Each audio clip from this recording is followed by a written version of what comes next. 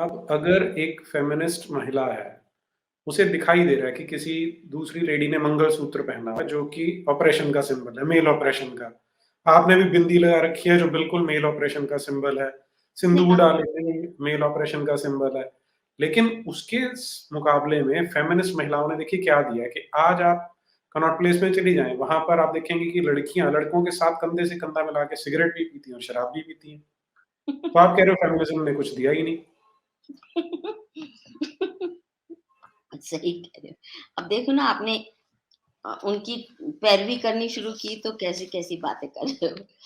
हंसी आ रही है, रोना आ रहा है, दोनों आ रहा है। नंबर 1, अब नहीं, मुझे ये आप इसका मतलब मेरी बात से एग्री नहीं कर रही कि वो लिबरेटेड फील करते हैं जब वो सिगरेट पीती देखिए, हैं, ये शराब बिंदी जो पीती हैं, है, बिंदी जो चरस है, भी लेती हैं। अच्छा, ये बिंदी ने मेरा क्या ऑपरेशन कर लिया बताओ? ये सिंबल ऑफ मेल और पैट्रियार्की, मैं बताता हाँ, हूँ, सुनिए।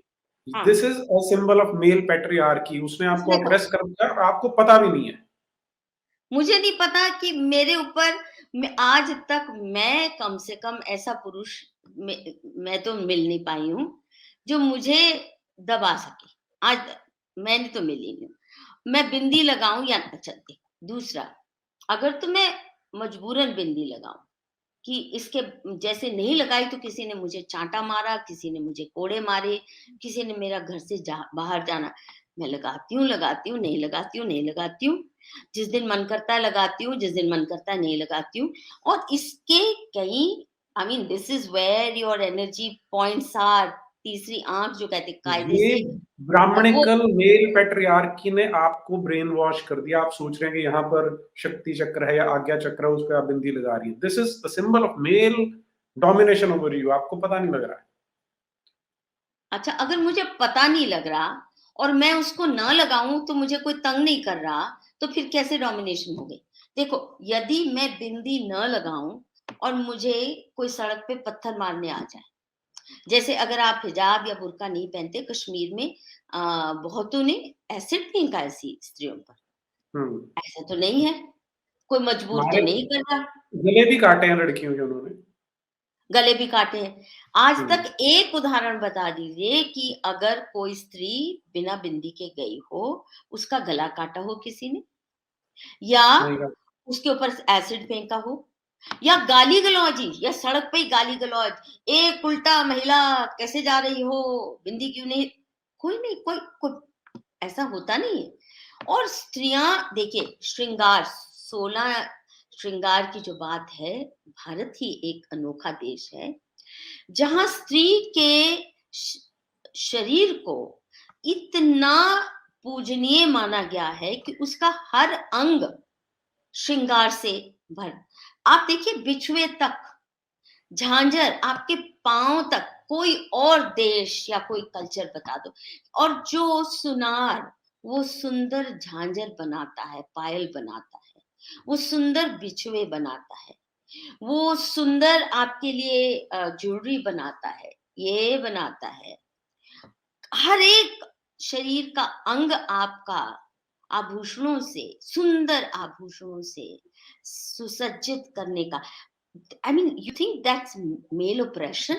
कितना अगर मेल ओप्रेशन होता है तो बुर्के में रहो, कोई दिखाने की जरूरत नहीं, सुंदर दिखने की। स्त्री की सुंदरता में 4 चांद लगाने का काम तो हमारे इन सुनार जातियों ने, इन जो भी, या हमारे आप देखिए ना, जो पुराने हमारे घरेलू मेकअप भी होते थे, वो कैसे अपनी स्किन को अच्छा रख, ये आयुर्वेद का हिस्सा है, आपकी त्वचा कैसी अच्छी हो। वो ब्यूटी पार्लर में कोई फेशियल नहीं कराने जाता था। उपटन, क्या बोलते हैं, चंदन की उपटन, हल्दी का लेप वगैरह, कितने तरीके थे। और ये आयुर्वेद में है कि अपनी त्वचा को कैसे आप सुंदर, ताजा रखें, जवान रखें, अपने केशों का कैसे आप सुधार के रखें उन्हें। कितने तो फॉर्मूले हैं। तो वो अगर नफरत कर रहे होते स्त्रियों से, तो उनको उनकी सुंदरता में 4 चांद लगाने की क्यों प्रयास होती? और क्योंकि स्त्रियों का भी आप देखेंगे, ये सिर्फ ऐसे नहीं है कि यहाँ कितनी सुंदर डायमंड स्टडेड बिंदियां, क्या क्या जवाहरात वाली बिंदियां, कौन वेस्ट करता अगर स्त्रियों से नफरत होती? आप ये मुझे नफरत नहीं। बताइए, बनाने वाले तो पुरुष है ना, वो कहते क्यों हम्म, वेस्ट करें तुम्हारे पे, चलो घूंघट डालो और कोई जरूरत नहीं है अपनी खूबसूरती बिखारने की, पर करते हैं तो किस लिए? Is that a sign of hatred towards the female body? No, it's celebration of the female body in the way no other culture has done. आपके एग्जैक्टली, पाँव की यही मैं कह उंगली, रहा था। उन्होंने आपको सिर्फ फीमेल बॉडी मान लिया, उसने आपकी आत्मा को तो हेलो देखा हेलो, ही नहीं। ये तो मेल ऑपरेशन है। फीमेल बॉडी कैसे माना? जिस सभ्यता ने वैदिक काल से, कितने हजारों साल पहले वेद लिखे गए, उसमें भी वेदिकाओं के हिम्स हैं। ये मैत्रेयी और गार्गी कोई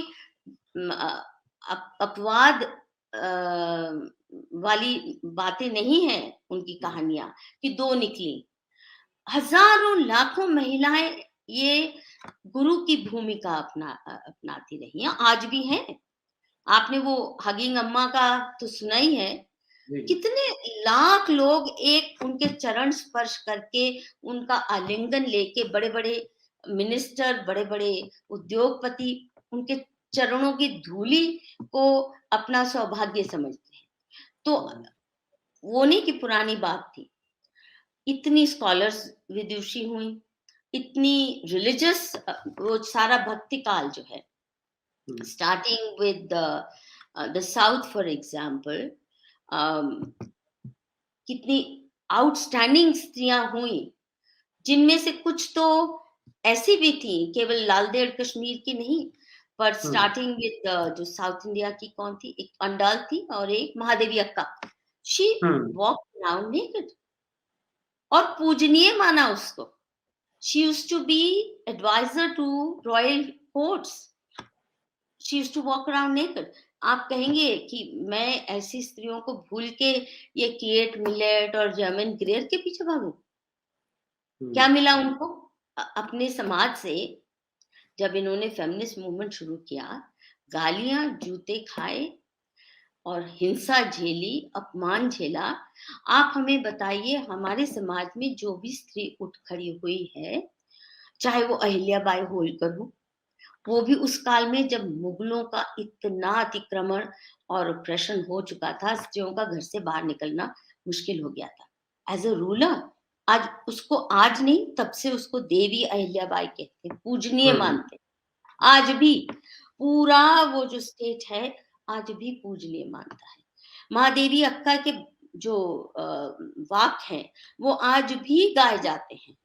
मीराबाई के भजन, जो कि अपना राजपाट छोड़ के सड़कों पे आ गई और एक तथाकथित जिसको निम्न जाति कहेंगे, उसको गुरु माना, रविदास जी को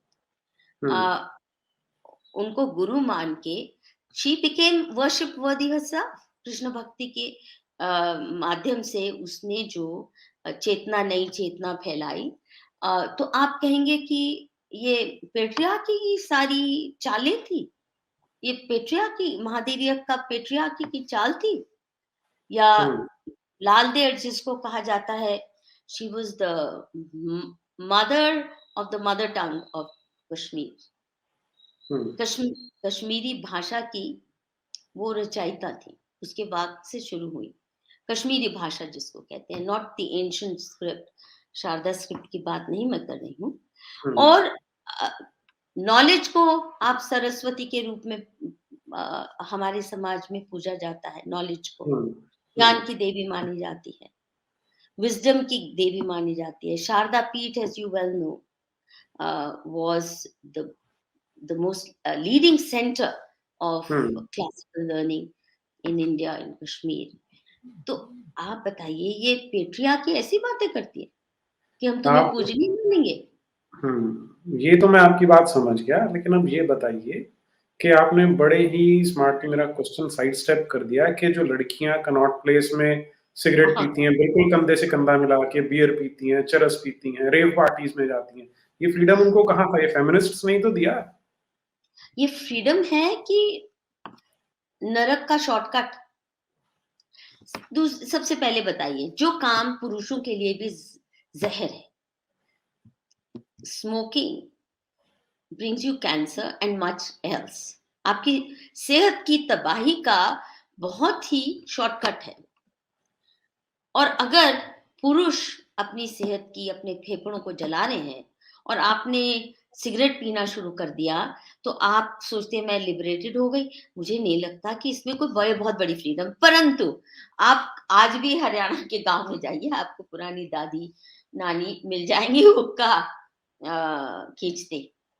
और आपको देश भर में आपके रूरल एरियाज में और मजदूर स्त्रियां बीड़ी सुलगाती दिख जाएंगी। ऐसा नहीं है कि ये काम स्त्रियों ने की नहीं। और यहाँ तक कि जैसे आप बात कर रहे हैं ड्रिंक्स, इंटॉक्सिकेटिंग ड्रिंक्स, हमारे यहाँ अंग्रेजों के सरकारीकरण से पहले स्त्रियां घर में बनाती थी ना, महुआ की शराब, झांग, जो राइस फर्मेंटेड बियर, और तरह तरह फूल और फलों से जो शराब बनाई जाती थी, बहुत न्यूट्रिशियस होती थी, बहुत न्यूट्रिशियस होती थी। It's full of nutrients.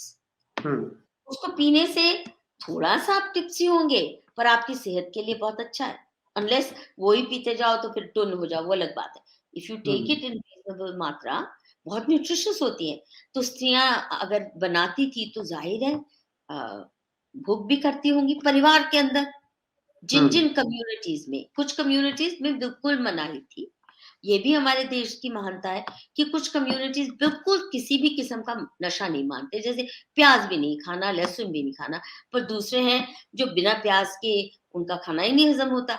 ये सब विभिन्नताएं अलाउड थी। इसी किस्म से विद रिगार्ड टू हुक्का सुलगाना या बीड़ी सुलगाना, ये नहीं कि नहीं करती थी महिलाएं, पर मैं आज कह रही हूँ उसको फ्रीडम का मापदंड कैसे मान लें। अपने फेफड़ों को जलाने का काम जो भी करे मूर्ख कहलाएगा, पुरुष या स्त्री। अगर कोई अक्लमंद है लड़की, वो अपने बॉयफ्रेंड को या अपने पति को कहेगी बंद कर, वो थोड़े करेगी मैं भी तेरे साथ सुट्टे मार लूं, है ना। तो इसी किस्म से बाकी जो आपने कहा रेप पार्टीज में, अब ड्रग्स, सब जानते हैं कि यू गो बैटी, जिंदगी तबाह करने का बहुत ही आसान तरीका है, और नीचे लुढ़कने का, गर्त में जाने का, गड्ढे में गिरने का, जहां से आप उभर नहीं सकते। आप ड्रग्स की आदत लगा लीजिए, इसमें क्या फ्रीडम है बताइए। और फ्रीडम ऐसी, आपको होश हवास ना रहे, आपको उठा के लोगों को आपकी रेप पार्टी से उठा के खींच के लाना पड़े, आपके साथ रेप हुआ नहीं हुआ, किसने किया, आपको पता ही नहीं। और ये करती है ना कितनी सारी महिलाएं, I went for party, my drinks were less, she gave me drugs, then he rape me. अरे तो गई क्यों ऐसी जगह पे?